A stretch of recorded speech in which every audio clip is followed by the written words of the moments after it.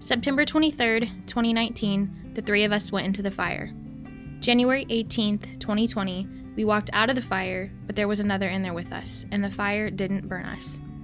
Shadrach, Meshach, and Abednego were told because of what they believed, they were going to be thrown into a fiery furnace. Because they wouldn't let the enemy have their praise, he tried to take their hope. Shadrach, Meshach, and Abednego said to the king who demanded they worship a false god, "King Nebuchadnezzar, we do not need to defend ourselves before you in this matter. If we are thrown into the blazing furnace, the God we serve is able to deliver us from it, and he will deliver us from your majesty's hand. But even if he does not, we want you to know, your majesty, that we will not serve your God or worship the image of gold you have set up." They said he could, they said he would, but they said if he didn't, their praise wouldn't stop and his name would still be glorified. I'm sure these three young men were praying God would deliver them from having to go into the fire, wouldn't you? They knew he could, but God knew the greatest rescue and the greatest miracle wasn't before the flames, it was deep within them. The most beautiful part of this story is that they went into the fire with only the three of them, but when the king looked into the flames, he saw another, and then they saw a miracle. When we were told that our little world changer had a defect at that 20-week ultrasound, we felt the heat of those flames like we'd never had before.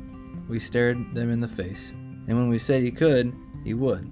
But if he didn't, his name would still be glorified. And he didn't save us from the fire, because he knew it would be exactly the refining we needed. And he knew that the miracle we were praying for, of healing before the surgery, wasn't as big of a miracle as what he had done in this world changer story so far. I prayed so hard every single day since we found out about this little baby that God would give him a name with significant meaning.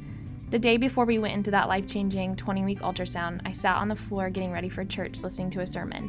The man in the sermon told a story about how he had just adopted a newborn baby boy who was fighting his way through heroin addiction. His name meant God has helped, and I liked that name, but I had no idea at the time that it would become our son's name too, and just how much God had answered my prayer the day before we would truly see the meaning of that name start to come alive in his story.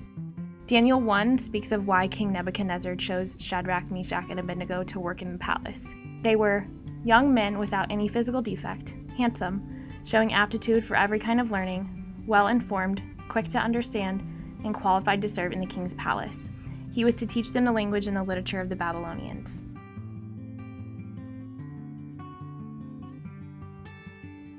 Shadrach, Meshach, and Abednego are not their real names. Their real names are Hananiah, Mishael, and Azariah. Sweet, sweet baby Azariah, we speak Daniel 1:4 over you. We speak life, abundance, impact, and world-changing faith over you. Your name means God has helped, and I want you to be able to see your story and see evidence that he has, and he always will.